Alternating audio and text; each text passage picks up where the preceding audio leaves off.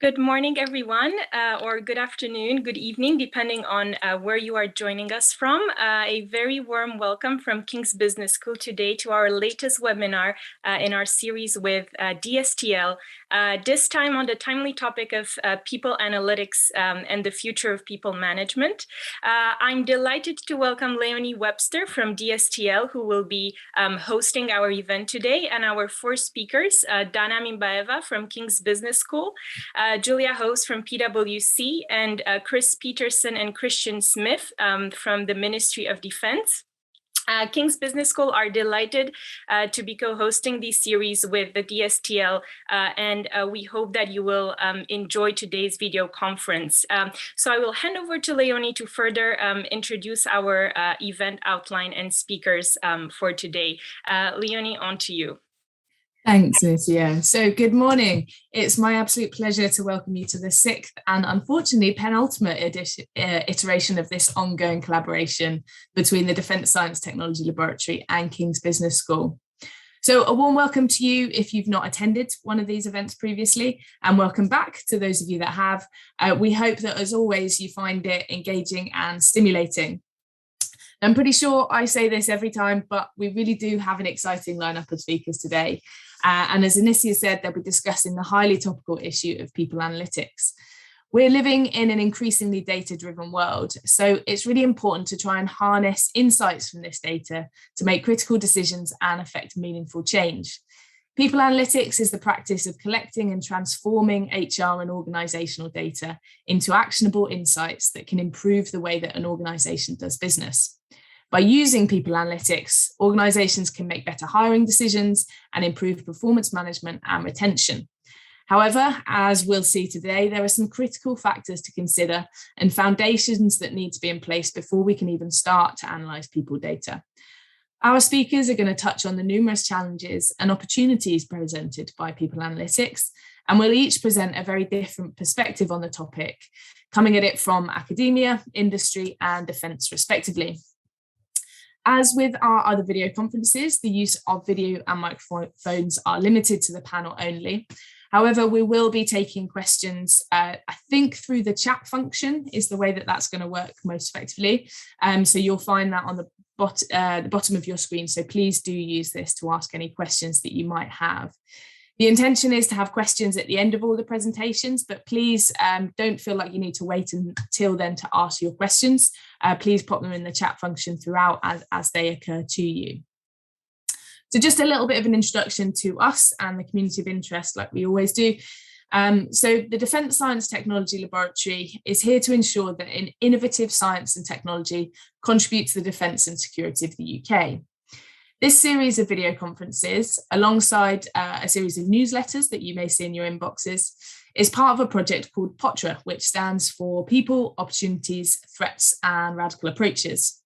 This is a 4-year project that is nearly coming to an end and has had a focus on identifying radical, game-changing opportunities and threats from across the human capability. 2 key objectives of this project have been to, 1, assess the opportunities and threats to the people component in order to understand the art of the possible, and 2, to develop radical and game-changing future people concepts and solutions. People analytics is a great example of this, and there is ongoing work within POTRA looking at people analytics across defence.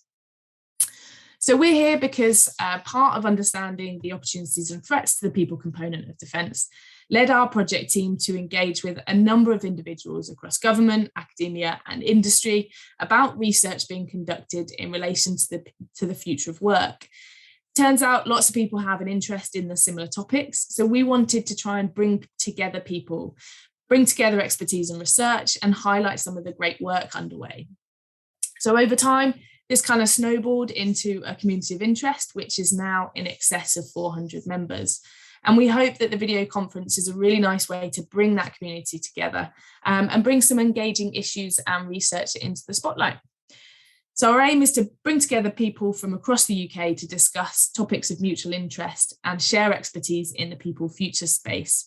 We want to enable network building and sharing of research, and we communicate through our quarterly newsletters and these video conferences, as well as sharing outputs from the POTRA project where we're able to.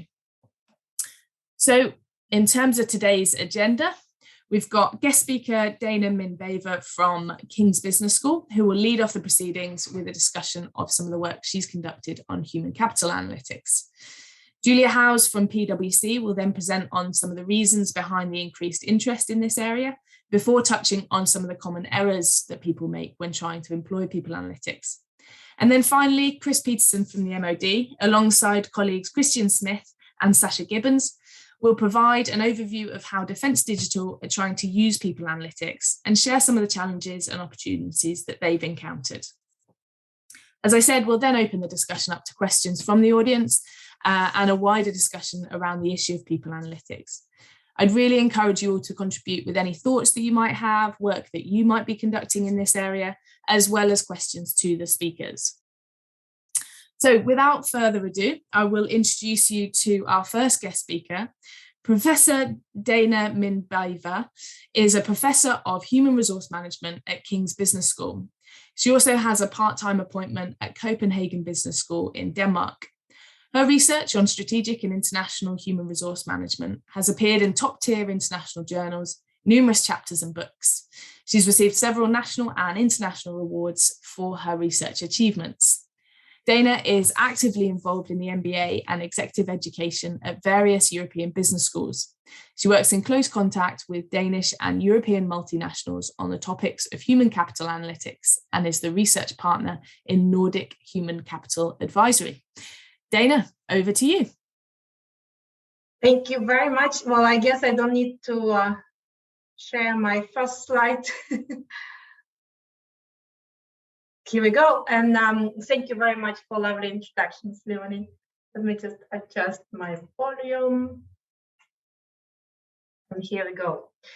Yes, so I'm actually currently in transition from Copenhagen Business School to King's Business School. And in fact, this is my very first engagement as a faculty at the King's Business School. So I'm very much looking forward and excited about our conversation.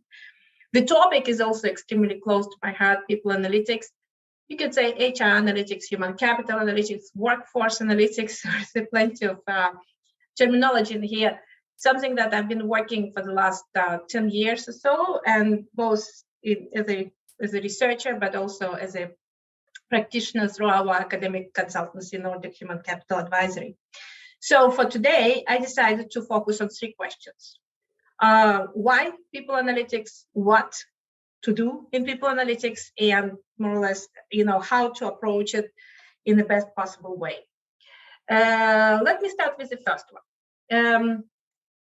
Why people analytics? Perhaps not very conventional. Start with a story about Alice, who came to a fork in the road and saw a Cheshire cat in a tree. Which road do I take? She asked. Well, where do you want to go? Was his response. Well, I don't know, Alice responded. Then said the cat, it doesn't matter.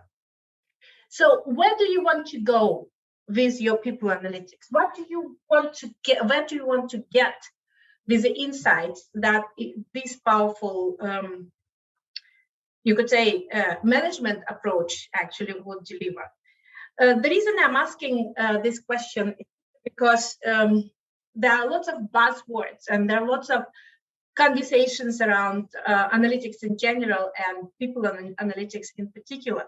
And I'm afraid in some instances, organizations get on that road with the idea that now we have so much of data, let's do something about it. Besides, everybody's talking about data and digitalization and analytics, perhaps we should also do something. So if you don't know why you're doing it and whether you want to go with that, it doesn't matter whether you go left or right. You may as well just stand still, because managing people analytics, managing organizations that choosing to go on the road with leading to greater use of evidence-based decision is quite costly. It requires heavy investment, but most importantly, it requires change in culture. So before you get on that road, I guess the first question we need to ask ourselves, are we doing this because it is fashionable? It's, analytics as a management fact, something that right now everybody's talking about. Or are you doing it because it is rational? Analytics as a way to do more for less is at the, you could say, changing our habits, changing our behavioral responses, changing our managerial style. The other thing that will definitely justify you getting on that road and turning into the right direction would be a case if you actually are doing people analytics or analytics in general because it's enable implementation of your business strategy or organizational strategy. And the interesting thing, in research, we've been talking about the need to align people analytics to business strategy for so long. In fact, from the very beginning.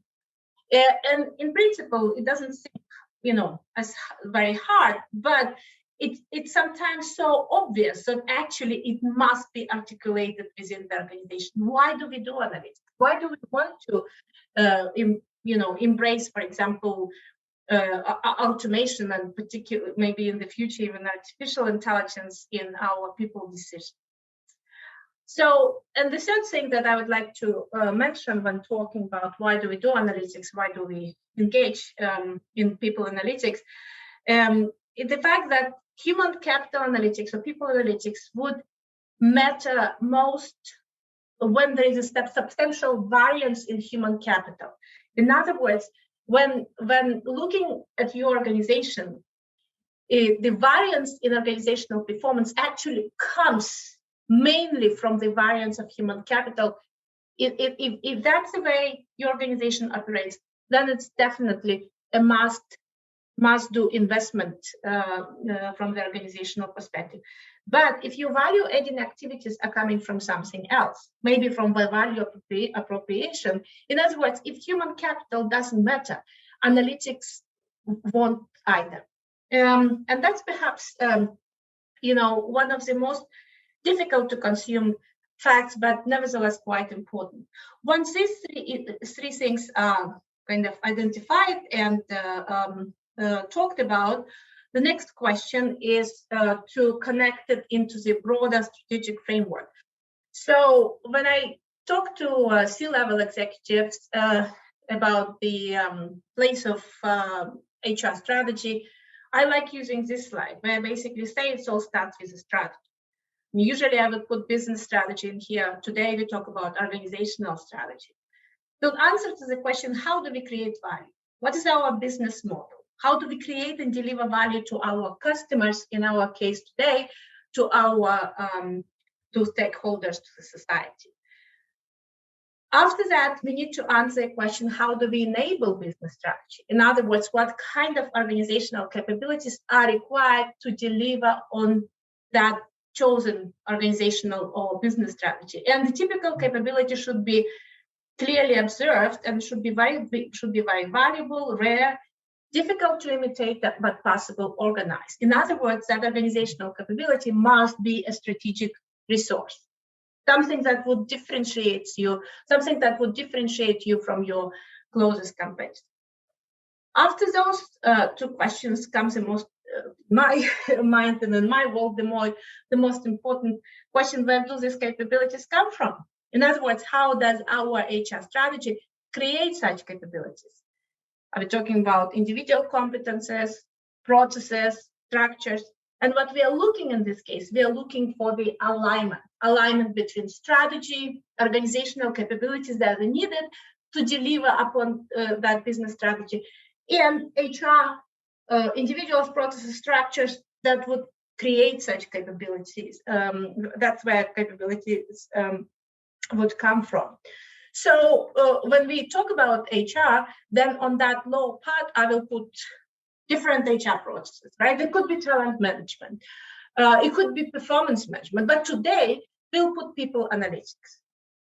And the reason why I'm so insisting on relating people analytics to the business strategy is simply because if we only relate people analytics to HR strategy, it becomes a little bit of internal business. It's not something that would be very interesting for the organization. Why so? Well, because HR for HR is only interesting for HR.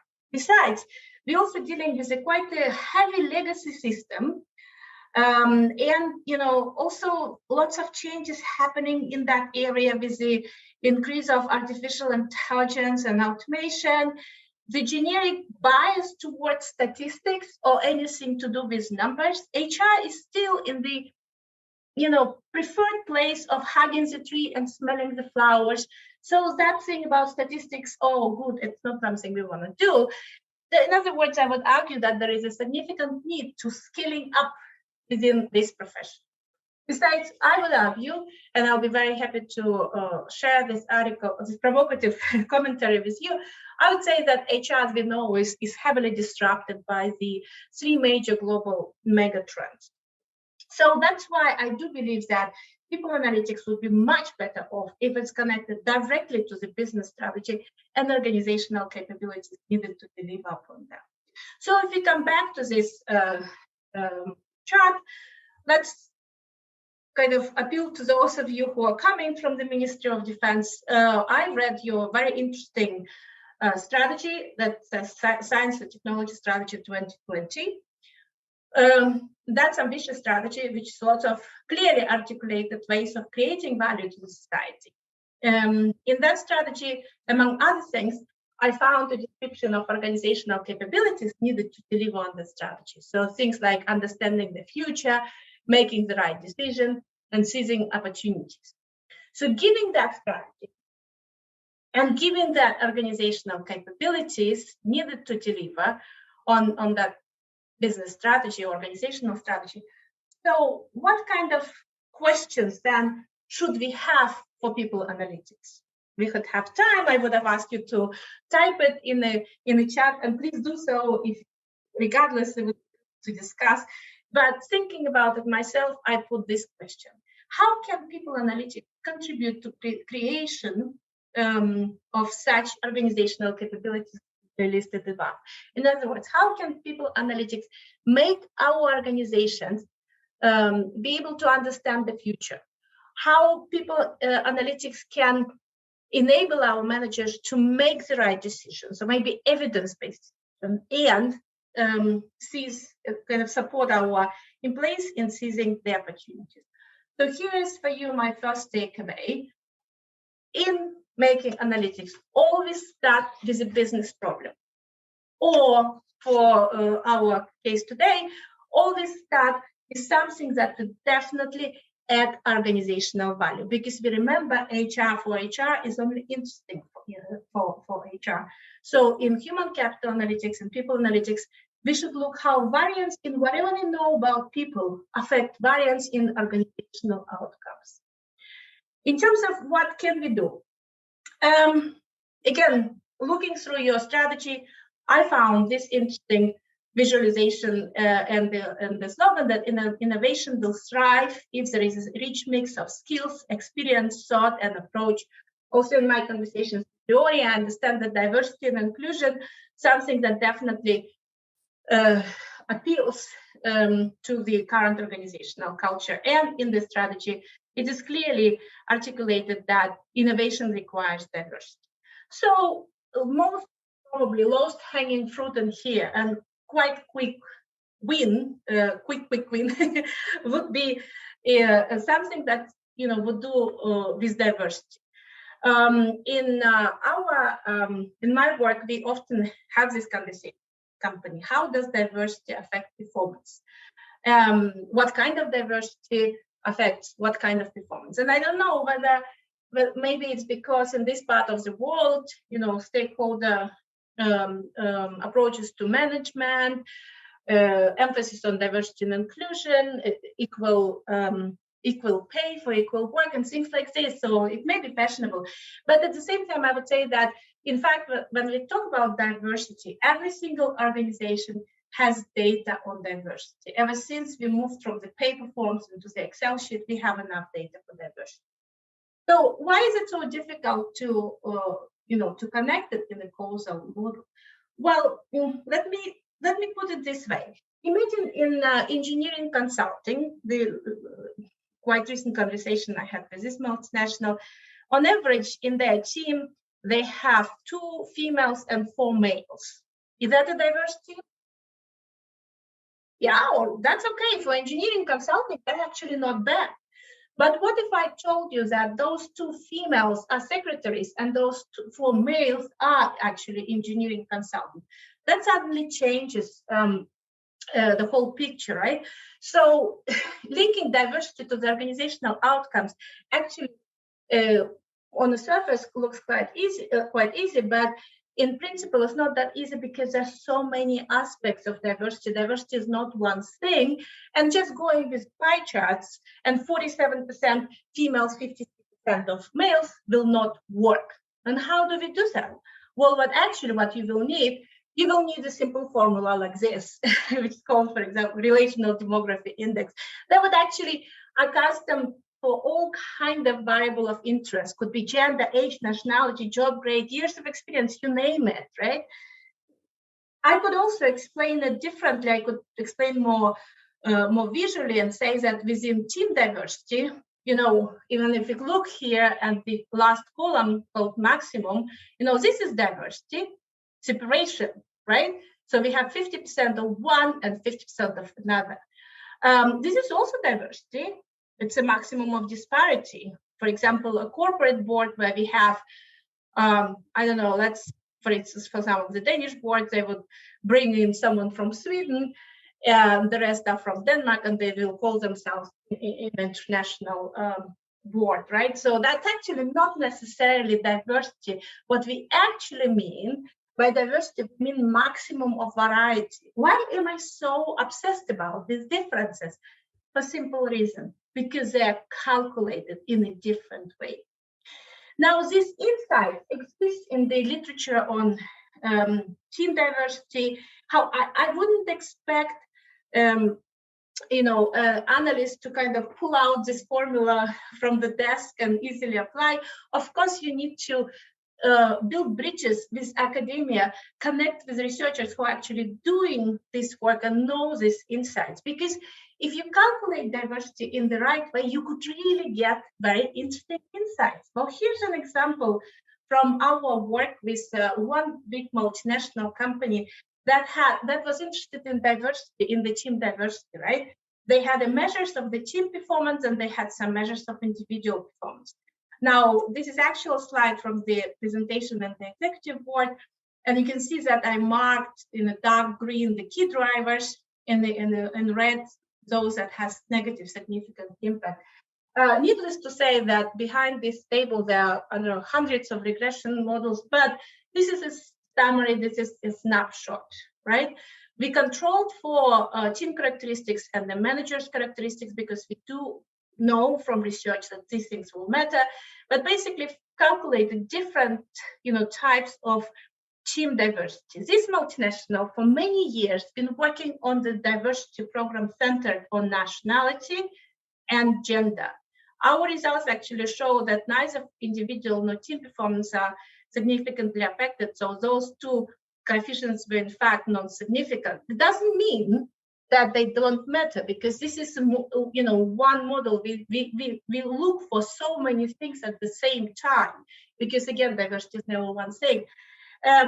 But it basically says, regardless how much you invest in nationality and gender diversity, it will not have impact on team or individual performance, will not have significant impact. But what will? Well, if you look at a little bit down here, then it says team diversity global area has both for team and individual, a key driver. We had no idea what this meant. We went back to the company, said, we have something, we just came across because we used right measures and methodology. And then actually say, apparently 1 year ago, it was before Corona, they started kind of experimenting with different things related to team composition. So they will put something from the functional area, from a different geography, different customer, different business units. So those teams were really, truly diverse.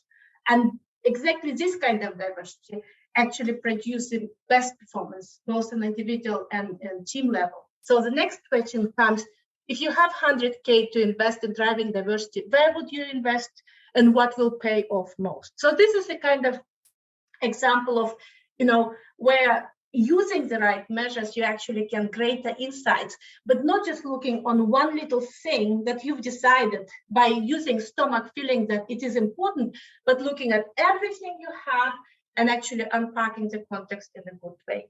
So understanding of what is the right methodology, understanding what is actual diversity may affect significantly the result. I'm going to jump over that. We could come back to that if we have time. So here comes my second takeaway. Bring rigor in management. So in doing analytics, use rigorous methodology, use correct methodology in order to get actual results instead of producing bias for your organization. I'm moving to my last part of the presentation where I wanted to elaborate on how to go about that. And the key in here, tell the story. Before even getting to the model specifications, data, measures, blah, blah, need to know what is your story, right? Because what kind of story you want to tell at the end? Well, let's pick up a typical HR or people story. Good HR, less turnover. Right? This is the most popular model in HR analytics. So whatever we do in good in HR, we train managers, and that results in less turnover. We increase engagement, and that results in less turnover. And there are lots of fabulous models and insight that could be generated through that. But again, HR for HR is only interesting for HR. So if an HR manager comes to the senior leadership team with this insight, they will say, well, go ahead and fix it. It's your area, right? Do it, work on it. But imagine if the HR analyst comes to those senior management with this story, saying that if we decrease the turnover by 5%, that would result in 250 fewer hires, which would lead us to quote-unquote saving of almost 900,000 euros. But if at the same time, we increase the performance of those who are still there by 2%, our earnings, quote-unquote, will be more like 1.2 million euros. And the point is that these are not real money, but these are potential savings. That's a potential earnings. In other words, it's a kind of packaging, it's a kind of storyline, it's a kind of narrative that we need to create before we get it. And in terms of the narrative, I know that, for example, for your organization, you want to work with leadership, you want to work with engagement, but it gotta lead to something which is a little bit more outside of the HR or people management. Here's an engagement from Shell. Shell is obsessed with improved safety and better performance. Safety is so important. It's a core. It's a key for the whole company. But we don't have measures of safety for all employees. For example, how would you measure contribution of back office, or for that sake, also HR people to safety? So what Shell does, they actually divide that. They created this narrative that basically says leadership increase in employee engagement improves safety.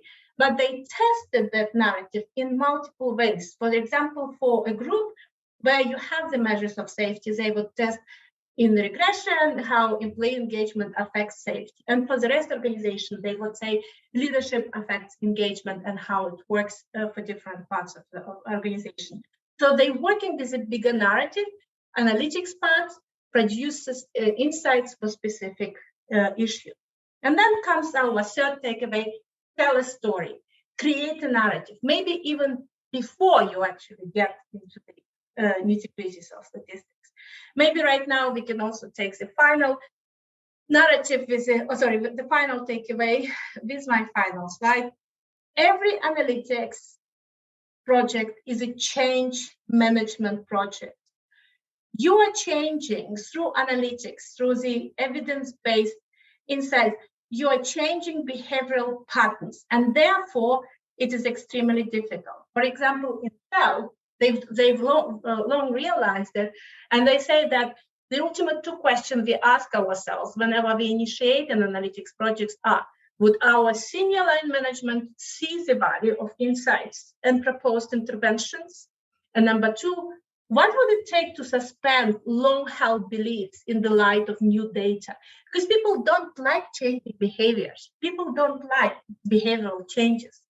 So I will also share with you this paper, as if you're interested to go into details around that, where we argue that when building analytics, we have to work with the data quality, in fact, quality over quantity. We have to build analytics competences, both of our analysts, but also the consumer of analytics, such as, for example, HR business partners, line managers, you name it. But most importantly, it's improving strategic ability to act, i.e., working with the senior management on analytics as a change management project. And for that project, the change should come from the top. I will stop in here, and if you have any questions, let's take them now. Otherwise, here's my email address. I'll be happy to connect after the webinar. Excellent. Thank you, Dana. That was incredibly insightful and a really great overview of kind of where to start and how to align your strategy with your people analytics approach. So I'll move on now to our second guest speaker, Julia House from PwC. Julia is director within PwC's People and Organisation team with over 15 years experience in workforce analytics and planning. Julia is driven to help clients develop focused people strategies with tangible impact. Her goal is to help employers pinpoint the few specific people initiatives needed by bringing together workforce analytics, strategic workforce planning, design thinking, and employee experience. Julia is passionate about using a data-driven approach to people strategy, but ultimately believes that the key is changing the hearts and minds of business and HR leaders, ensuring that they work together to execute a genuine people strategy. Focus of Julia's presentation will be on A, what is driving the increased interest in people analytics, and B, where people go wrong. Julia, over to you. Thanks so much, Leonie. And I think my presentation today will absolutely build on some of the great work that Dana shared, actually.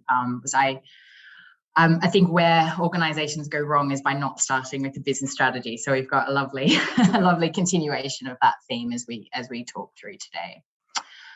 Let me just share some kind of content as we go through. Something actually that Dana started to pick up at the end of her presentation, and I really enjoyed the quote from the Shell article as well.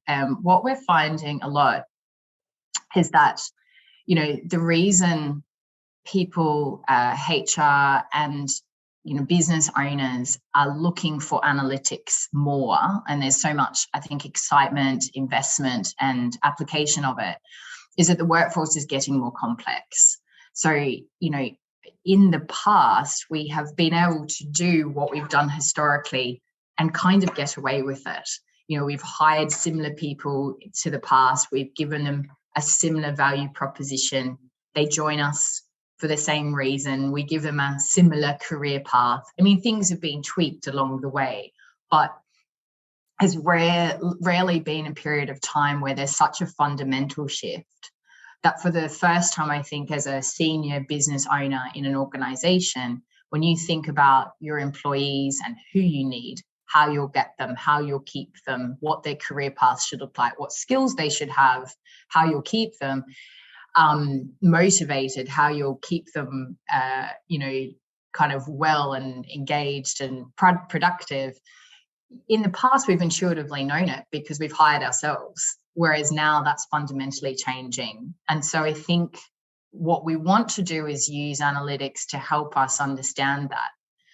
Understand how we make those decisions better. And when we talk to clients, we hear a lot about these kind of three themes, which are all related. How do I understand if my workforce is engaged, productive, healthy? How do we compare if our turnover is, in double digits? Is that good or bad anymore? We're struggling to get tech talent, but isn't everyone? So are we terrible, or is that just the new normal that we have to live with? We see a lot of, particularly in the last couple of years, a lot more investment in people.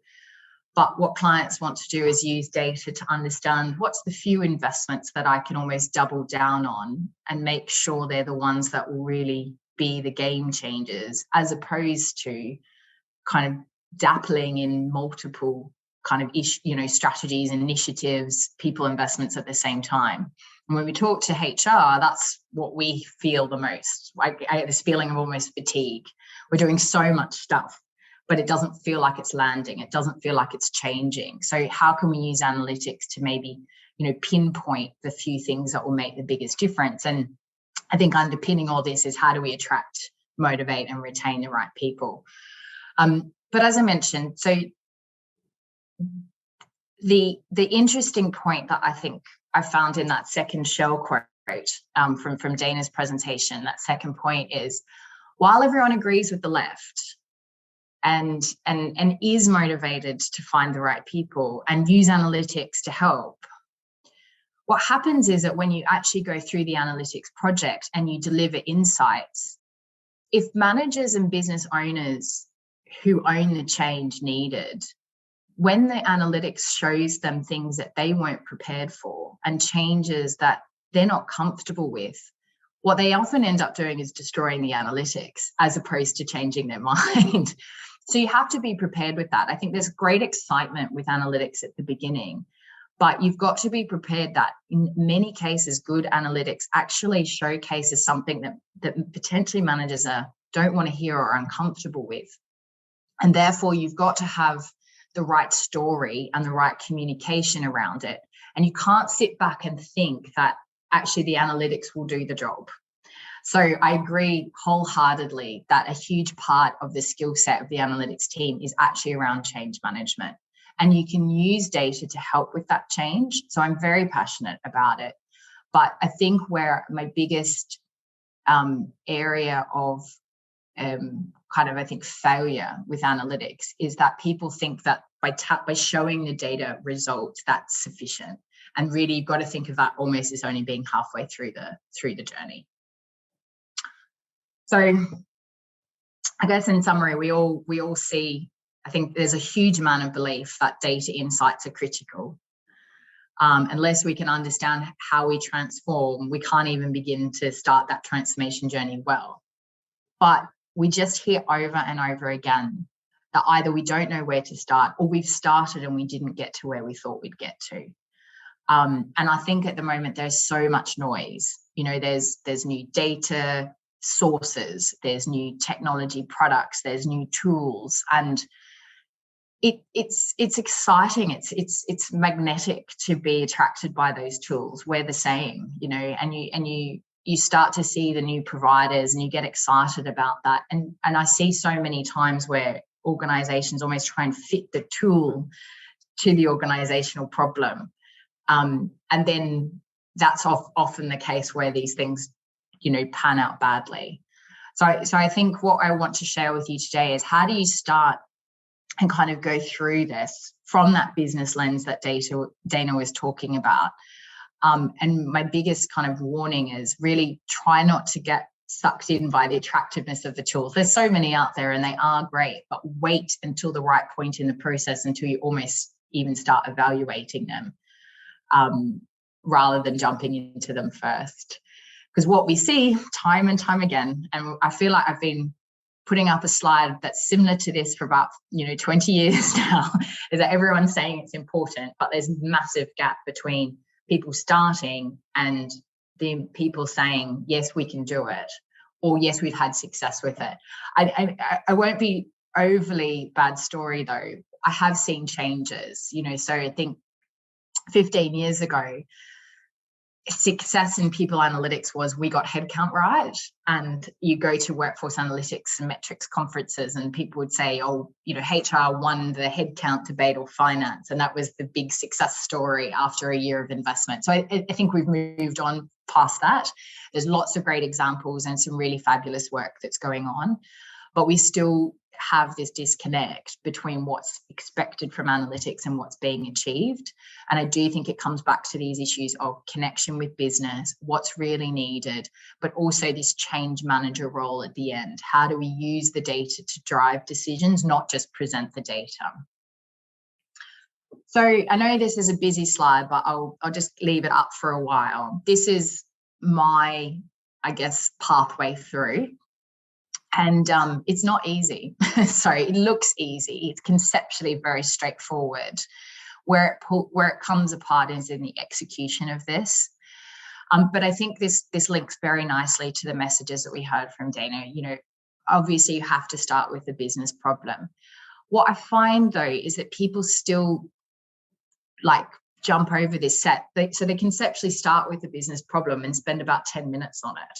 I mean, really explore the business problem. So that might start with, you know, looking at strategies, interviewing leaders, but you've got to take what they tell you and then keep massaging it, keep going, kind of get under the skin of what it is that they're really trying to get to. So if we keep building on the diversity example that Dana started with, obviously that comes up in almost all clients at the moment. And what you've got to realize though is that when you go through and do diversity analysis, right, whether that's on characteristics such as gender or ethnicity, or it could be backgrounds, educational profiles, etc., there will probably get to a point in the presentation of results where you tell business leaders the only way to change this is if we start doing things differently. So we may no longer be able to hire people with 15 years of experience because they don't exist in this diversity profile. We may need to hire people at a more junior level and wait to build them, which doesn't help with immediate needs. Or we may need to take a risk of actually hiring people with a different educational or experiential background. Now that gets tough at that point, you know, so everyone's all for diversity if I can get people that are easy and don't create a risk for my business. But what happens when you get to the point in the process where actually if it was easy, we probably would have already done it. So it's not easy. What is it that they're going to really get into at that point? What is it that they're going to accept from the analysis? What decisions will they actually have appetite for? And so you really at the beginning need to really unpick why is, just because you say diversity is a priority, why is it? And what's the real rationale behind there? And when we talk about diversity and innovation, what does that actually mean? Because unless you have a really compelling story about why this is important, when you go to present that data, you won't get action. So business problem kind of understanding is absolutely critical, but you really have to keep unpicking it. It's not just a matter of asking the business what it is that they want. Same with build your hypotheses. I've got a quick slide to kind of go through that, but we spend a lot of time on that. So again, it's not skipping that step at all. And you can use bits of data to help build the hypotheses. You can kind of work it backwards and then use kind of other sources. But in my experience, where this goes wrong is if you don't spend enough time on step 1 and 2. So if you really look into 1 and 2 well, then you're setting yourself up, because you're setting yourself up for 3 and 4, which is once you identify the business problem and the hypotheses, and then you select your method and metrics. Okay, so I see a lot of organizations say, I'm going to start with my data and get a quick win. And then we'll build the appetite for analytics, and then we'll do the more, advanced work. It's very hard to get a quick win in this world. You can get a quick win in creating an analysis, but it rarely changes decisions. So I would actually advise against quick wins a lot of the time. And so you're waiting until this step 3 to really then understand what metrics do we need and what methods do we need. And the reason I put methods there is, again, people kind of jump into, oh, we'll start with descriptive and then move to advanced, or we're ready for advanced. And I think actually I've done some great analysis that never gets beyond descriptive. So it doesn't have to be impactful, doesn't need to be advanced modeling. If you start with the business problem, you'll then in step 3 be able to determine what level of sophistication of the analysis is needed. And then as you say in step 4, we say find your data. because a lot of the time the data doesn't exist, or it doesn't exist in one area. But rather than never start with the data, never start with cleaning it up and then finding analysis in it. Because even when you do that, you probably haven't worked out the right data because you didn't have that business problem. So if you start with the business problem first, by the time you get to step 4, you then go and find the data, and some of it's going to be clean, some of it's going to be in a system, some of it you're going to have to make up, some as in create. Some of it you're going to have to look for alternatives in year 1 because it doesn't exist in the clean format. Then you go to analyze your data and interpret the results. And you'll see here that we've really broken interpret, visualize, communicate into different steps, because I just don't think organizations spend enough time on this. They think that step 5 is the end of the process, and it's not. And it takes more, if you do this well, it will take you longer to do steps 6, 7, and 8 than it will to do steps 4 and 5. Okay. So you have to allow for that in your planning, and the fact that there's a lot of consultation, a lot of building the story, because the story, as Dana was saying before, is all about how you influence that decision making, as opposed to just presenting results and saying, here's a lovely chart, aren't we fantastic? And so that's where I think that the analytics team really needs to appreciate how much time they need for that. Now I'm almost at time. So what I just wanted to do was briefly give you a couple of ideas. And I think, I know the material will be shared with you later, so you can go back to these. But in that step 1, we spend a lot of time understanding our audience and their prioritization. And we do what we call topic scoping. So we really look into what does this mean? Why is the business leader or our strategy documents identifying this? What's the end goal of this information? So I really encourage you to keep going and going and going in that first phase to really understand the motivation of some of these insights, as well as kind of what that desired outcome is with those questions. And that will really help you define the analyses that you're doing. And as I mentioned before, in terms of building the hypotheses, we kind of recommend 2 approaches. One is starting with that business case and using like the deductive reasoning for root causes. So this is a simple example. If we were saying that the hypotheses around high performer, you might have some kind of idea generation about why that could be occurring, and then you can work backwards into what those hypotheses could be. And then we also kind of balance that with looking at inductive reasoning. So we might use some data there to have a look at other causes. So in this case, hypotheses came down that it might have been about employee engagement, it may have been about manager quality, it may have been about workload. But then in the data, we could also see through exit surveys that high performers were leaving for competitor X. So that kind of created initial hypotheses that maybe it was pay related. The detail is just illustrative, but I think my point is really spend a good amount of time on that business issue and hypotheses, and then that will set up the rest of your work very well. So I know that was a bit of a whistle-stop tour through it, but as I mentioned, I would just encourage as much time on that business problem. And the biggest issue I've definitely seen is people that jump into tools, techniques, or data almost as a quick win or a trial. And it's not impossible that way, but I'd say it's on the rarer side for that to attend to success. So just starting back with the basics is always the best way to go through it. All right. Thank you very much. Excellent. Thank you so much, Julia. That was incredibly insightful. I think especially outlining those processes, the bit around formulating that hypothesis for me was really interesting and definitely something that I hadn't considered the importance of previously. So we'll finally move on to our last speaker. So we've got Christopher Peterson from the MOD. Chris is the Assistant Head of Defence Digital Human Resources Strategy and Plans team. He is a chartered engineer with the Institute of Engineering and Technology, a member of the British Computer Society, and an associate member of the Chartered Institute Personnel and Development. With 34 years experience working across multiple roles and domains in defence, he's now focusing on strategic workforce planning, the professional alignment of the workforce reporting, and people analytics.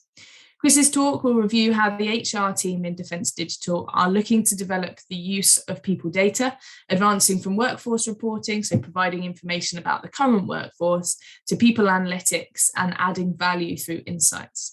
He's also going to share some of the challenges and opportunities that he's encountered on his journey. Chris, over to you.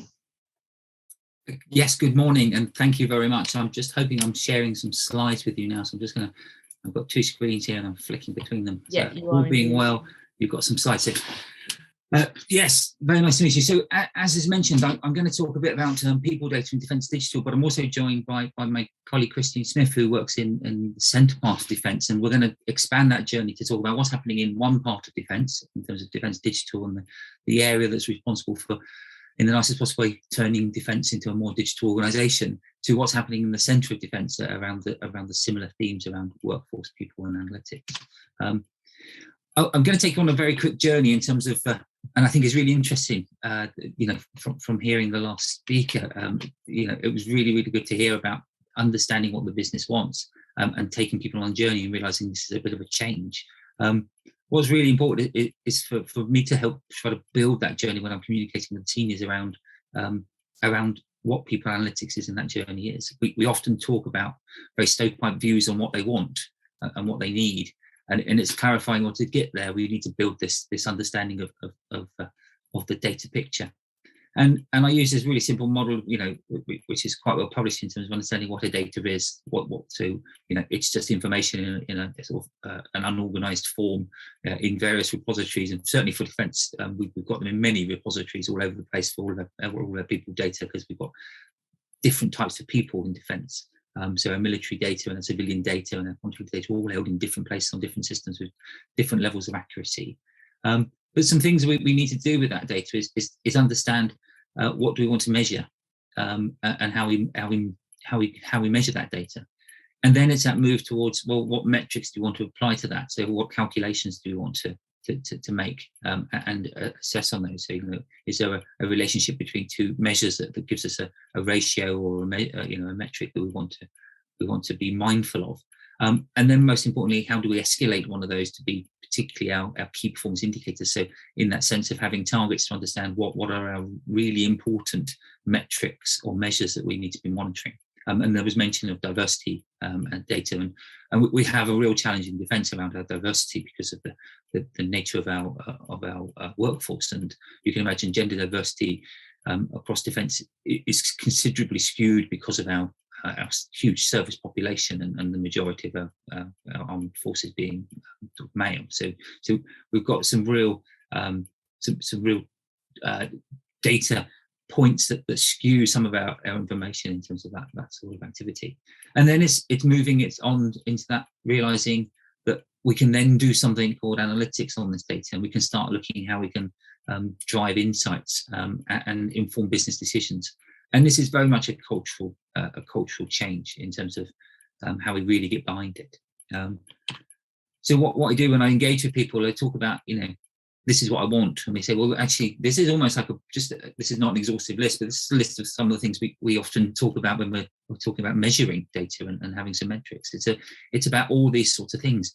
And the worrying thing is that people go, yeah, I know all of those. Well, we can't necessarily measure all of those all the time for all the things. What are the really important ones? What are the things we really need to be getting after?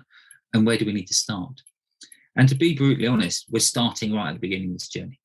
Starting at that, ensuring, and I'm a bit more conscious that I'm going to say we're starting ensuring that our data is right, but our data is right based in the context of the business need. So we are taking into account the strategy, the understanding of the business requirements, rather than going, let's get our data clean before we move anywhere else. We've got a real key ask, which is to have a greater understanding of the capability and capacity of our workforce to deliver more effectively across the outcomes of Defence. And that's not just Defence Digital view, but a Defence-wide view. we also we'll mention the challenges later around sort of exposing all of that, because there's nothing worse than exposing your vulnerabilities in your workforces, particularly if you're a government department that doesn't like to talk about having any vulnerabilities. So one of the things one of the things I'm trying to do now is to take that, the understanding of what that data journey is, and start creating this information and turning it into insights. So again, going back to that, the operational level of our data, our raw unstructured data, knowing that where we can get that from and how we can access it, having something that we talk about in a descriptive way, in terms of, this is very much this workforce reporting, providing information. So this will tell you, how many people you've got, how big your organisation is, how much space you've got. Where it's that very much bar charts and graphs in terms of what your data looks like. But what we want to do is we want to start moving into some of the things that talks about why did these things happen, and what will happen next. And what do we need to do to stop these things happening? So moving away from this workforce reporting and providing information to this journey towards doing this people analytics and adding the value through the insights. And there's some really interesting work that I'm currently leaning in on and leading, which is a bit of a statement around strategic workforce planning in defence digital as an organisation. And one of the aims we've got, and certainly the mission we've set ourselves, is to have a planning model and a dashboard that will actually provide insightful, relevant and actionable outputs where users within Defence Digital, so this is actually putting the ability, instead of being in HR's hands to provide data and information to people, actually give people the ability to move some of those levers themselves, so they can interact with this dashboard and a tool, that they can see the impacts on the decisions they could make before they make and have a view of what that could look like. And I think it's quite an ambitious ask to be able to plan in that way around the data we've got and the quality of the data we've got and the way we currently manage it. But one of the things we're looking at, and this is a bit of a proof of concept in the way we're developing this, is very much having these fixed inputs, these adaptable inputs, and then looking at the model outputs. And some of this is fairly simplistic in terms of having an understanding of our as-is organisation. And as I mentioned, that's that data in that format. That's very much a case of people, roles, what profession they're in, what outputs they're responsible for delivering, what qualifications they may have, what other competencies they could lean towards, what appetite do they have in terms of learning, and then looking at some of our trend data, some of the things that are happening on average. So some of the things we know that happen because they just happen, like we'll all get older, but some of the things we know based on our outflows and inflows, also things like our promotion velocity and expected time in posts, people's probability to move between different professions and have different skills. But we've also then got that ability to forecast our and have a clear understanding what our future demand is. We have a series of deliverables that we have to deliver against. We have a 10-year plan to which we're trying to resource against those deliverables. So we're anticipating the skill sets we need, but we need to get smarter around what that means, because often we talk about the numbers of people we have rather than the skills and the capability of the people we need. So it's about trying to translate that into what are the key skills we need to be going after. And clearly, as we've mentioned in the other presentations, it's not just us that's after tech savvy people and people that can work in a new digital way. We're clearly in a potential competitive space with everybody else. It's just how do we make those opportunities in defence unique. One of the adaptable inputs on this, as well, I was talking about, was this ability to slide some levers for a user. It is looking at potential future scenarios, and a couple of examples here, just talking about what happens if we have a significant retention issue due to another outbreak of a pandemic, or what if we need to drastically change the skill set in our workforce. A real live example here is if we're going to do a lot more data analytics and we're going to do a lot more work around people analytics. How do we build that family of data specialists within the government framework? So from our data roles within the digital data and technology framework, how do we build our data scientists, our data engineers, our data analysts? What if we need to increase those significantly?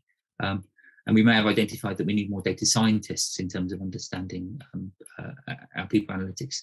So what would that look like if we want to increase that? What would that look like into our current workforce? And And there's two factors on this. It's not just the people. It's also the costs associated with that. And that cost associated with that is the number of people, the amount potentially you have to pay them, because you may need to pay them a premium, but also you need to invest in them in a different way. And it's understanding, do we have the infrastructure and all those things that support the development of people and retain those people. So what we'd hope for is some predictive and some prescriptive insights. And here what we're looking at is this is an illustration of the work that we were looking at in terms of what will the future workforce look like based on the current trends, and then, as I said, feeding that into the prescriptive insights, what will it look like in terms of the what could happen if we make in this example, if we decide we want to increase the recruitment of females in the organisation by 10%, so we make a conscious effort to make more effort in that space. What would that element of diversity in the workforce potentially look like going forward?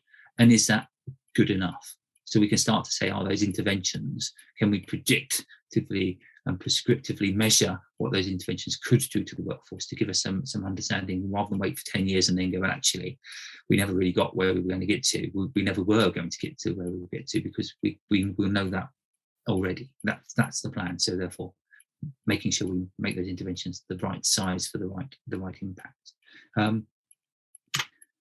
As mentioned, I'm then going to hand over to Christian, who's going to talk. So that's very much what we're doing in Defence Digital as a part of Defence. And Christian's going to carry on and talk about a bit more of a wider scope in terms of what's happening centrally, and certainly something we need to obviously feed into as well. Christian, over to you. Thanks very much, Chris. My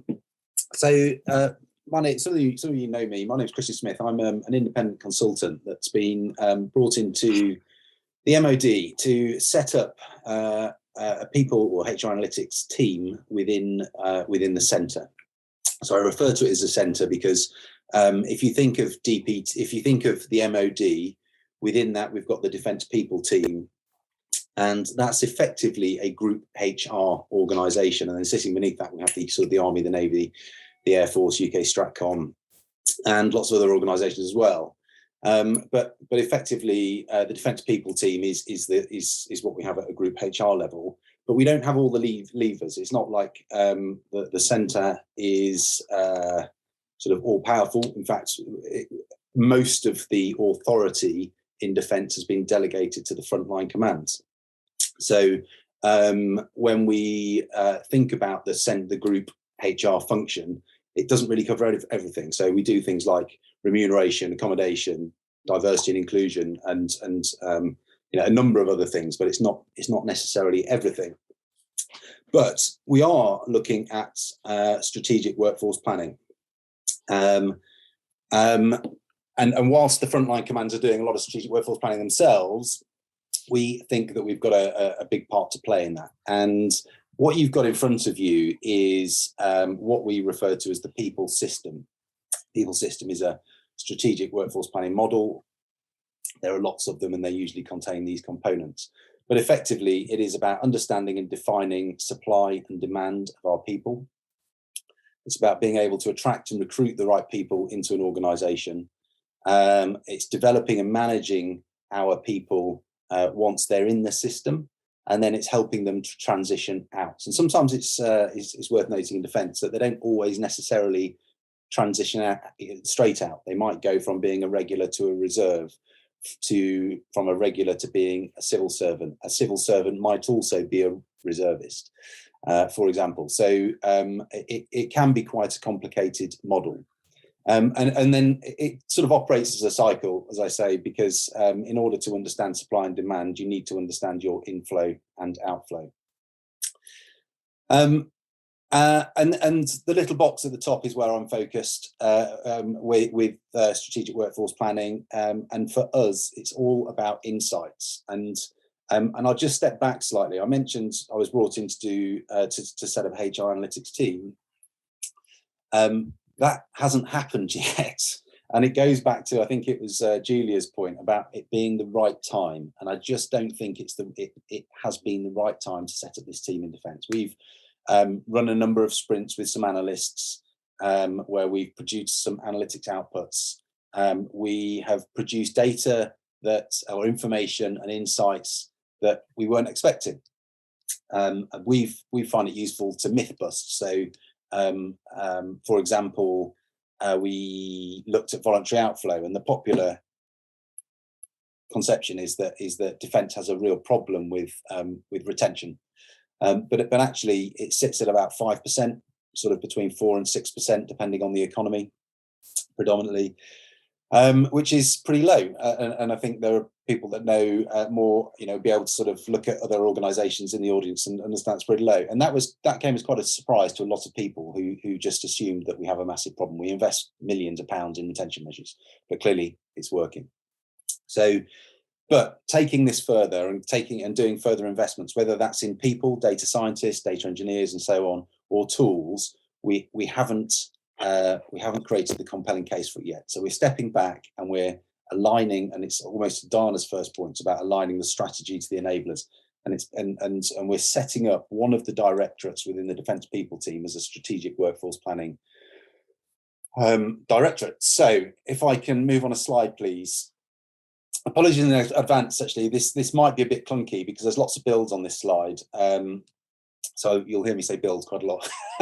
But again, so we talked about the people system, and that's how we would orientate ourselves to the workforce. But we can also think about it in terms of epoch. So our current force, what we've got now, our planned force, what we need in the future, what we have planned for our forces, our future force. So that's almost beyond that horizon, whereby we don't have a plan for, but we're sort of thinking about things are going to come down the line. And then our conceptual force is sort of 20 years away, and could be almost anything. But so we also think about our workforce across those 4 dimensions or 4 epochs as well. Bill, please. And what we need to do. So I really liked the points about I think it was the ability to act. Well, we need to be able to act, to exploit the information and the insights that we get. So this slide is going to bring to life, I hope, how we're going to be looking for the right strategic workforce planning insights, assessing that information, and then doing something with it, making decisions. It's not heavily analytics focused, but it is strategic workforce planning. Hopefully you can see, you'll be able to intuit within this where analytics will be useful. Bill, please. So first, we have a defence force development process, series of governing bodies between 1 and 4-star across defence, across all 4 of those horizons, and it links our people with our other military capabilities, so equipment and so on. Build. We have our workforce performance assurance and assurance of workforce plans. So on a quarterly basis, each of the frontline commands produce a performance report, and we assure it from a people perspective, and they also produce their workforce plans biannually, so at the beginning of the financial year and halfway through it, and that goes out to 10 years, but is in quite a bit of detail from 4 years up to 4 years, and we're building what's in those workforce plans as well in terms of looking for data and insights. We're now starting to include skills, or assure the skills that are in it, and also the assumptions within those plans. Bill, please. We also look externally. So particularly around our future force, conceptual force, we engage with a number of civilian bodies. So not only Dstl, but CIPD, think tanks, conversations with industry, and we also engage with international partners, France, Five Eyes, Australia, and so on, and regularly having sort of people workforce related conversations with all of those organisations to again identify what workforce insights, what people are working on, and how we might benchmark defence against them. Bill, please. There is also, as well as a force development process, there's a planning and direction process. I've only aligned that to the planned force and out because the current force is delivering against it. Bill, please. And that's where we would assess the system health. So, what is the size, the shape of the workforce? What's our inflow, outflow rates? How can we break that down by frontline command, by gender, BAME? What are the engagement levels? How does the economy affect the health of the system, and so on? Bill, please. And so we've got three 1-star areas, all looking across those different epochs to try and find those workforce insights and we're asking the question: Does this insight have an opportunity, or is it a risk for the workforce? And the benchmark is that. Thank you. And the benchmark for that is Defence Board Risk 4. So we have a people risk, which is our workforce is not aligned to defence outputs. And looking at all of those insights, we'll be asking the question: Is this going to be a risk for defence? Because if it is, we need to do something. So if the answer is no, then it still might be relevant to a particular epoch. Bill, please. But if it's not, we'll file it away, throw it away. But if it is, we'll disseminate that insight to the relevant stakeholder. So we're still using that information.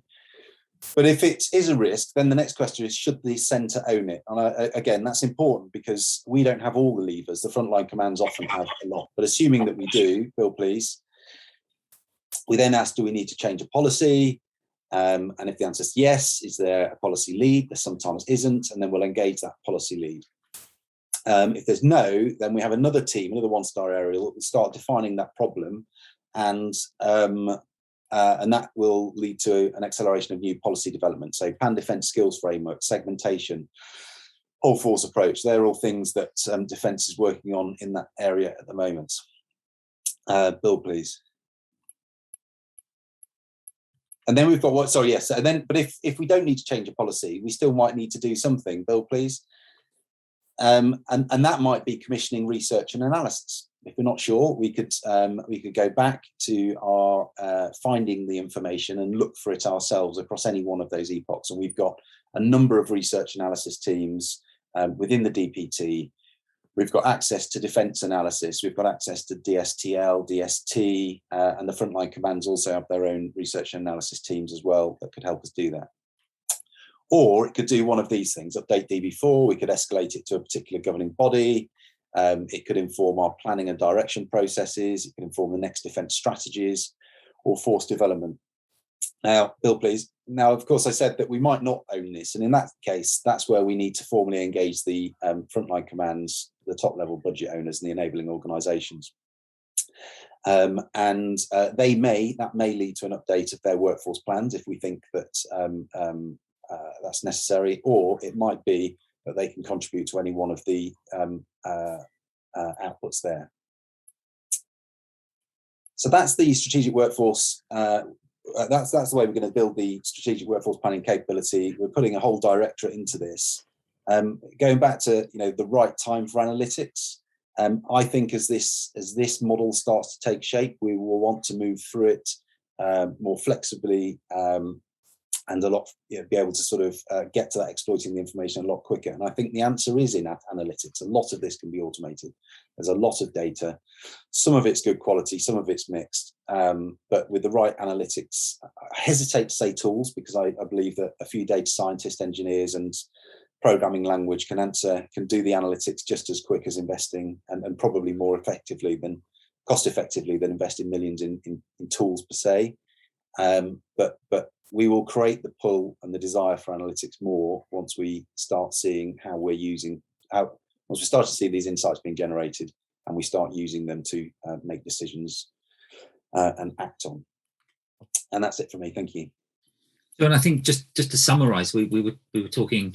Christy and I had a good catch up at the beginning of the week. We were talking about challenges and opportunities, and I think some of the challenges have been mentioned already, but we've got to sort of bring to light the fact that we do have some culture and some behavioural challenges. We have some tensions, as was mentioned, in terms of who controls what, who owns what. We have the fact that tools are already being developed across all those different business areas, very much in silos. There is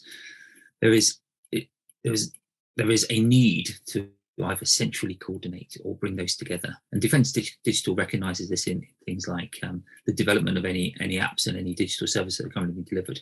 Defence Digital, historically, as we've started to build, is looking at the things it delivers to core. So it delivers from a core of Defence Digital organisation delivering things, but there's a realisation that there's a lot of things being delivered on what we're calling the edge, which is actually the users, the frontline commands, developing their own solutions very much at the edge of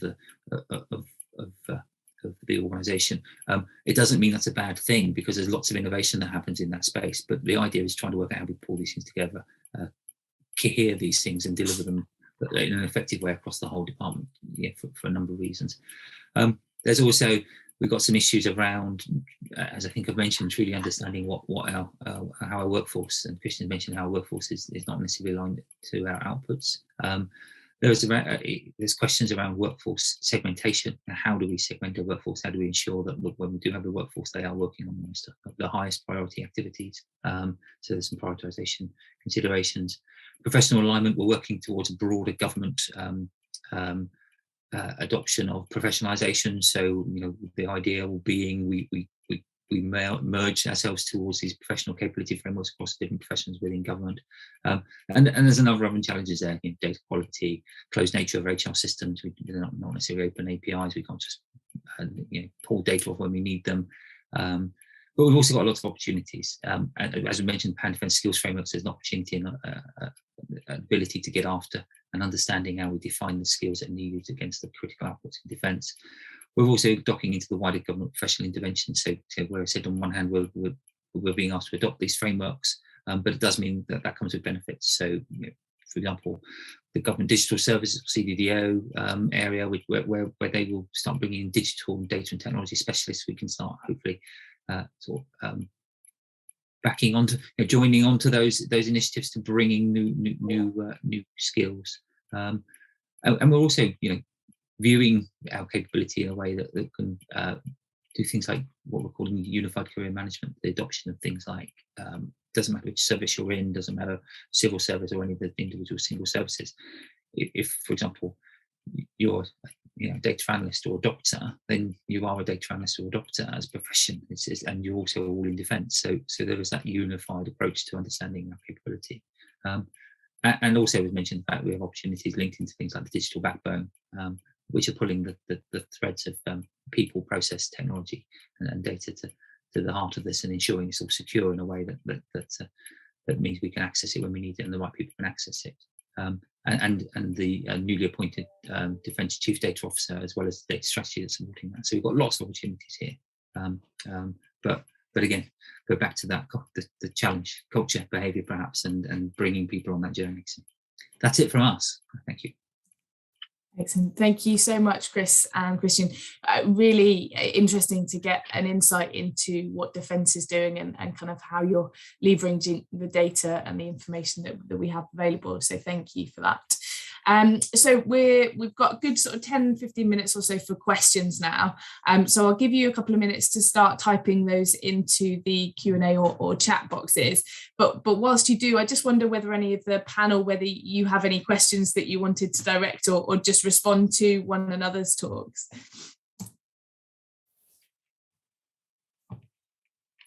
Dana, over to you. Go for it. Yeah, I just wanted to say that it's amazing, Julia, how aligned our presentations are. We didn't even meet before. I think it and it's fantastic that you clarified so great the process. I just wanted to add one more thing, and it's basically for those of you who are embracing on this process. It is not a linear process. Actually, Julia, you did mention that that you go back and forth. So only steps are clearly identified. You actually never go through those steps. You start with 1, 2, 3, 4. You go back to 2, then 3, 5, back to 1, and so there is lots of circularity within that process. And I think that's important to realize. Not to treat yourself as oh my goodness, I'm not proceeding. That's natural. Going back and forth in those 8 steps. It's actually natural. It's actually creates better models and greater solutions. Yeah, I'd echo that. You often see in the analytics space as well that concept of the maturity model in analytics. Oh yeah. From the descriptive through to the predictive, and again, it's not. I've seen organizations do very sophisticated work, which you would put in that step 4, but they still don't have some of the basics right in step 1. So again, these models are helpful, I think, just constructs, but I think it's important that, you don't always follow them as a path or a journey. And that staircase is extremely non-helpful. I unfortunately, people misread it after Peterson introduced it as the desired step everybody should get at the analytics. No, Not everybody should get to the absolutely predictive analytics. It depends on your strategy, on your business model. It depends where you want to go. There are plenty of organizations. They should just stay at the operational reporting and don't need to invest into that. And everybody's trying to get to that top. There is no top. That what you need to look is for the better fit and better alignment. Yeah. And that's actually quite dangerous to be obsessed about going all the way up. Sorry. Yeah, I agree. I think it's a really, really valuable point, because it's a journey that we don't necessarily always have to go on, as you say. And it's what I've tried to do is outline to the team is that this is the opportunities. It doesn't say we've got to do it, but also we've got to be selective around. We can't do this for absolutely everything, perhaps. So, and where we're trying to segment the workforce and understand, well, are we talking about particular skills? If you've got a real critical area that we need to do need to be a bit more forward thinking, a bit more predictive about that. But actually, don't do it for everybody. Just work out how we're going to break that down. But yeah, fundamentally, the journey for me is getting that first step sorted in terms of just being able to visualize in a way that people trust, and that's building that trust back into the data we represent to the organization. Because the first thing they do at the moment, and they will continue to do, is you provide them with information. They go, but that's not what I think, and that's not actually. And if they spot an error, then straight away everything you've done to build that picture and start to gain that trust can disappear really quickly. So it's a really interesting time. But they're also quite obsessed with having a nice graphic. So that's something we're really mindful of as well. And they will want more, Christopher. The more you will give them, they will want more and more and more. And eventually, we see teams are drowning in this no value added requests of people wanting more because they actually don't know what they want. They don't know what they're using. And that's when we had the chat exchanges with Adrian talking about, for example, standardized capability training. If there is no variance, why would you need analytics? Then you go ahead and you be pretty happy with, averages and maybe some standardized solutions. But in some instances, perhaps analytics could actually help you to say, well, this is what matters, right? What diversity matters for your organization? Because, yeah. Interesting, Chris, you say about the kind of desire for pictures. There was one of the questions, particularly to Julia. Someone said they'd be very interested to hear more about your approaches to visualization, tools, methods, and how to refine them to communicate narrative. Yeah, so I'll pick up on tools and visualization slightly separately. I think in the space of people analytics, there is quite a lot of kind of innovative startups that have analytics tools, and sometimes that's just for analytics, and sometimes it's around a process. I would find though that that's almost if we're talking about a maturity, that's almost a down the track. Because I think you need to know what you want to analyze and how you're going to analyze it before those tools often become helpful. So a lot of the time, we still use Excel, Alteryx for our workflows and kind of data logic. And then if we're building off the Alteryx workflow, we usually just use either Power BI or Tableau. So they're not people analytics specific tools. They're your generic set. But I think for us, because a lot of the time we're working with clients, we're exploring things, they actually give us the flexibility that we need. A lot of the subject specific people analytics tools out there are a little bit more prescriptive and not flexible enough. So that's my personal kind of approach to tools. And in terms of visualizations, I actually have a similar approach, which is, most of it, I think there are some use cases for some interesting visuals, but a lot of the time, actually, we are starting with some fundamental questions. And so pretty simple, straightforward visualizations are often the best, distributions, bar charts.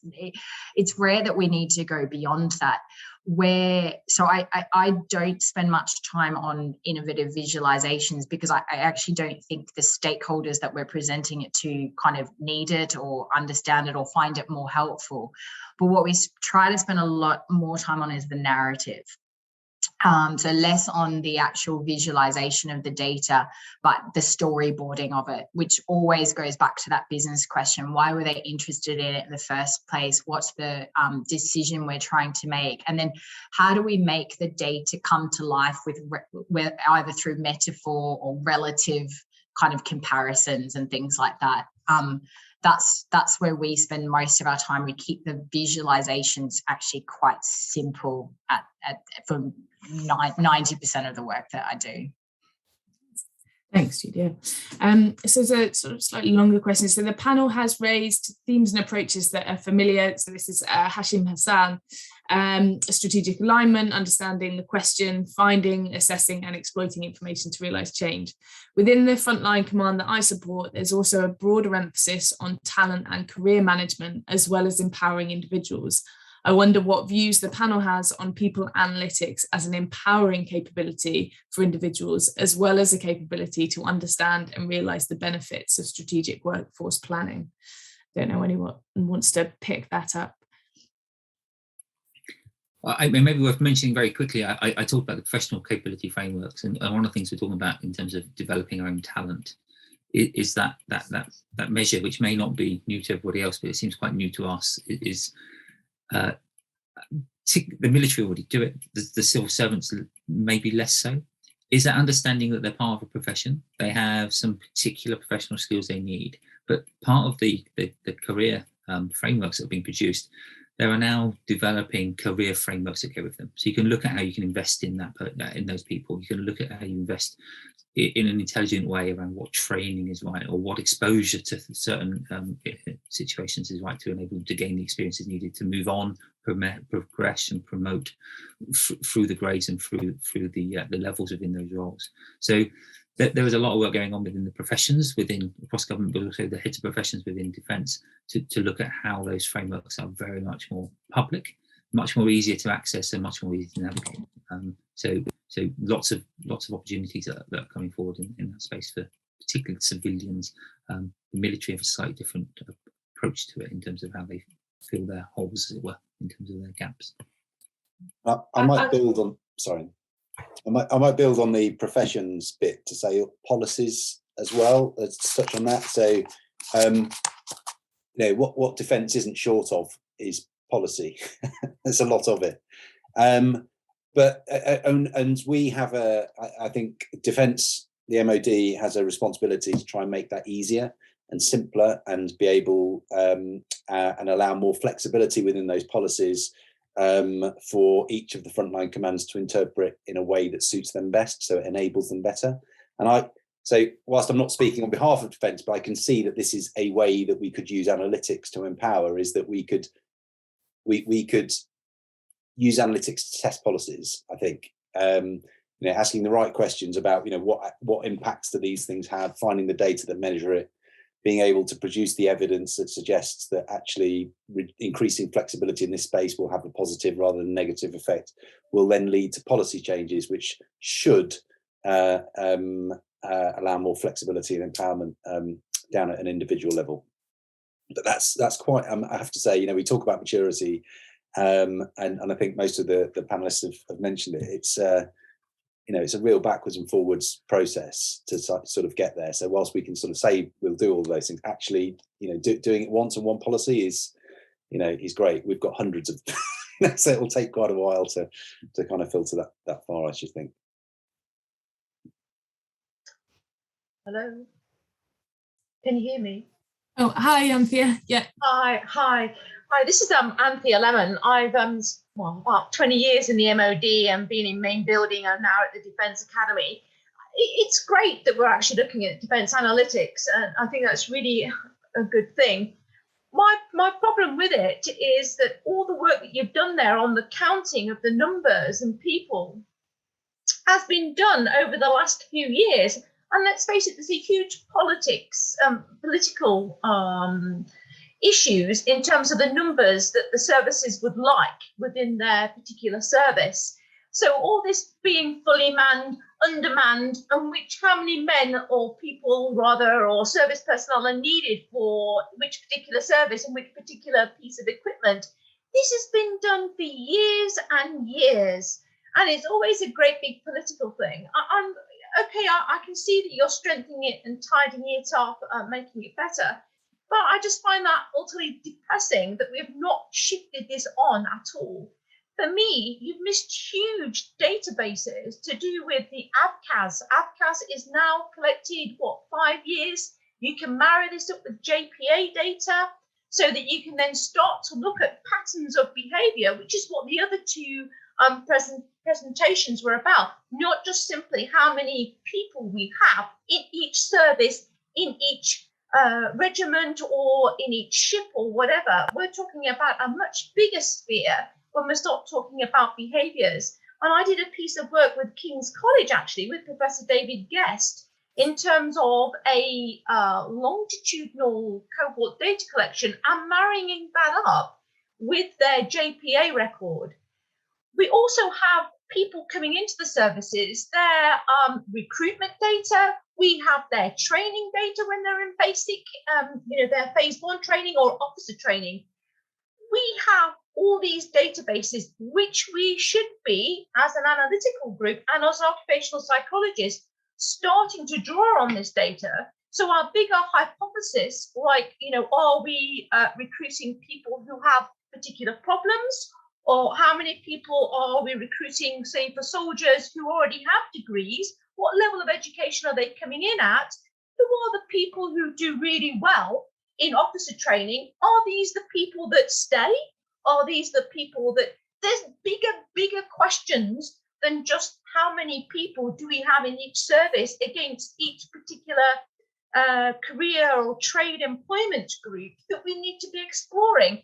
I was just slightly disappointed because this is what I expected today, was to see, okay, where is the data that we have on our people for people analytics, their behaviors, because ABCAS will tell you various things about their behaviors, and how can we start using that?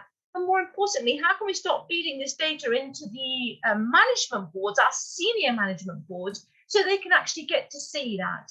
Now, having worked where I've worked for a number of years, there's huge advantages to this, but there's also will be some organizational resistance because some of the things that we will find will not be positive. And I hear all your messages, and I've been at the receiving end when you're presenting some pieces of research or putting forward the suggestions for research, and it's going to be knocked back because it might reveal something that's not always to the benefits of the services. Well, it depends on where you're sitting, of course. So that's really what I wanted to ask. I mean, I think you should be moving on to the next stage and thinking about where we are. And sorry, just one final thing. This is the kind of thing that we're looking at the Defence Academy, is gaining access to these, to JPA, getting downloads of the data, basically, so that we can utilise the capabilities that are at the Defence Academy when the students come through to do their master's level or beyond pieces of research. We can actually get access to data. How mad is that, where you've got people doing pieces of studies, can't even access our own data, or it's so convoluted it takes months and months and months, by which time they've finished their master's degree or PhD. So sorry, loads there. Sorry. Thanks, Anthea. Can I just give Chris and Christian just a couple of minutes to reply to that? We are running over slightly, so I'll just let Chris and Christian respond and then wrap up. So I will try, and I'll be very quick. So, Anthea, thank you very much for your very insightful question. I think I need to really emphasise one point. I agree with military that is something that we have a lot of data on, but we also have a lot of privacy around that, and the access to that is definitely an issue. I'm not denying that for one reason, but for any point at all. And there's a number of reasons why that is the case. And it could be, trying to expose what I mentioned earlier in terms of how deployable our troops are, how fit they are, how capable they are. If we start sharing that too widely, we'll be very careful. I wasn't focusing necessarily on the military content of defence personnel. I was focusing on the civil service context, because what we're doing as civil servants is trying to align those predominantly to the government professions. And the bits we are really lacking is data around understanding our civilian workforce as much, because because we know when the army deliver or any of the services deliver a capability, they'll deliver a new ship, and we know that that's going to be lean manned, and they'll know the resource they need before they've even started cutting the metal, and they can start developing the training. What we don't necessarily know is what civilians are behind that organisation supporting that, and what skills they need, and that's some of the questions that we're trying to get to and better understand within defence. So thank you very much for your question, Andy. No, I totally agree. Sorry, I just totally agree. I agree the civilians have been completely ignored for a number of years. So yes, completely agree that needs to be done. But you have no idea of knowing who the capabilities are. Sorry, I'll shut up. Sorry, Anthony. I'm just really mindful that we're running 6 minutes over already, so just wanted to bring things to a bit of a close. Apologies, there are a few other questions that have gone unanswered, so I will try to download those and get those sent out to the panel so that they can answer them. Like we said, the panel are all happy to share their slides, so those will come in due course as well. And we also hope to produce the recording of the event, and that will be hosted on King's YouTube channel on due course. So we will share all of those things with you. I, for one, have found this discussion incredibly insightful, and I think there's some really clear lessons there around starting with a clear business strategy behind your people analytics, setting some really clear expectations about what people analytics can and can't do, and following a fairly structured process in order to get those important insights, but also not just presenting pretty data, but using that to affect change. So thank you all. Thank you to Dana, to Julia, Chris and Christian. Thank you in particular to Anicia and Marion at King's.